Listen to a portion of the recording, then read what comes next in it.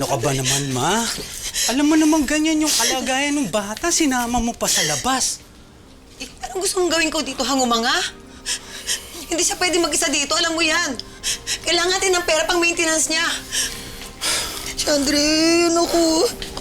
Anak, may kita ka ba? Na, matumal ang biyahe, Ma. Ano gagawin natin? Eh, hindi naman basta-basta titigil to. Chandre.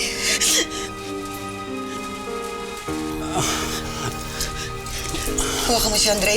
Oh, Sige na. ha? Anak, sandali lang. Saan ka pupunta, Ma? Sandali lang ako. Iiwan mo tong bata. Ah, Andre.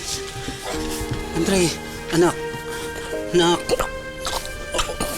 Anak. Anak. Dito ang papa. Dito ang papa.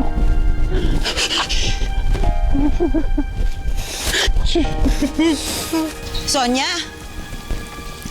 Sonia? Sonia, sandali. Alam ko may utang pa ako sa'yo. Eh, wala na kasi ako ibang malalapitan eh.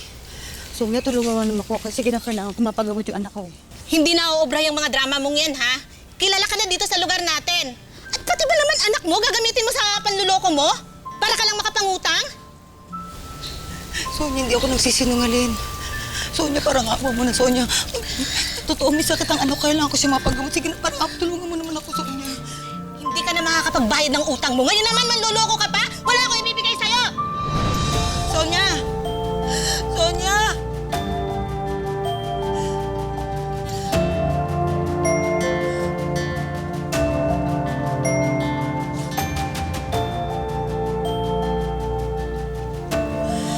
Helen, ano-ano ba itong sinasabing napakaraming trabahong pinasok mo para lang mabuhay mo ang iyong buong pamilya?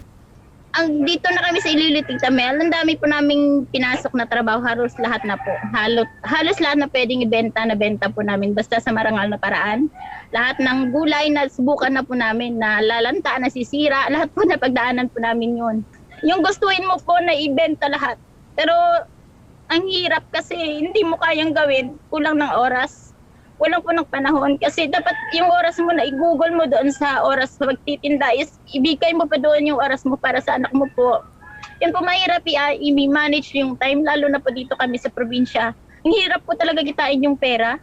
Pero mabilis din po gastusin kasi yung magkano din po yung monthly maintenance niya, hindi po kaya ng monthly, yung kinikita namin para sa monthly maintenance niya po.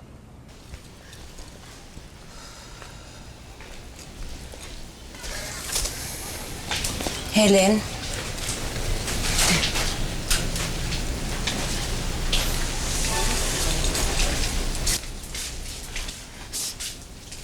Pasensya ka na, Ma, ha? Humingi na ako ng tulong sa ate Lorna mo. Hindi rin naman ako makiram sa mga kumpare ko, eh.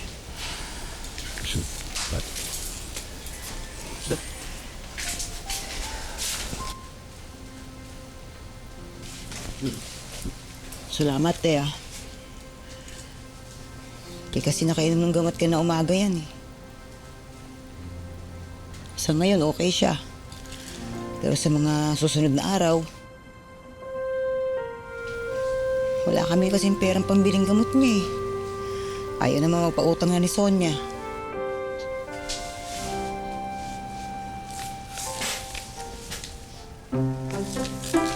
Huwag mo nang pagdiskitan yung alkansya ng anak mo. Di naman. Stretching lang oh. Ang awit eh. Helen, may beauty contest para sa mga nanay. Ito yung mutya ng Women's Tigba 1. Bagay ka doon. Pwede ka. Ano? Joke? Ay, ante, yan ba? Ayaw mo. Oh, alis na ako. May cash prize pa naman yun. Magagandang lipstick ko dyan, mga bago yun, tsaka yung mga eyeshadow kong gaganda nun. Sandali lang, teha.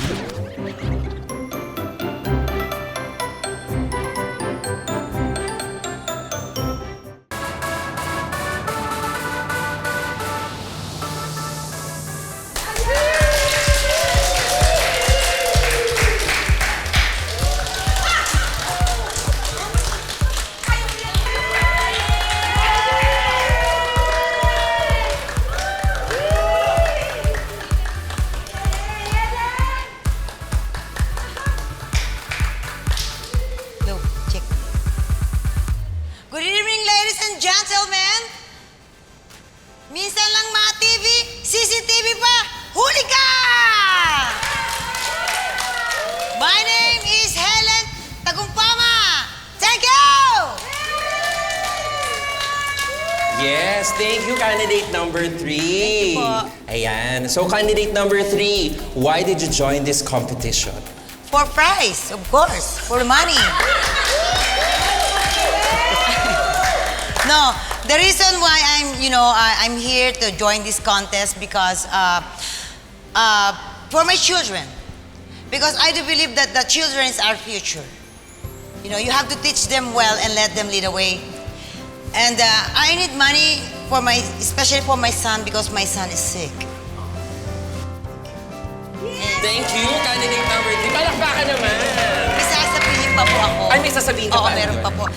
Siyempre, alam niyo naman tayong mga nanay, hindi po ba talagang lahat susuungin natin kahit anong klaseng gera, kahit naka-heels pa tayo, kakayanin natin yan, lalong-lalo na para sa ating mga anak. Thank you, thank you.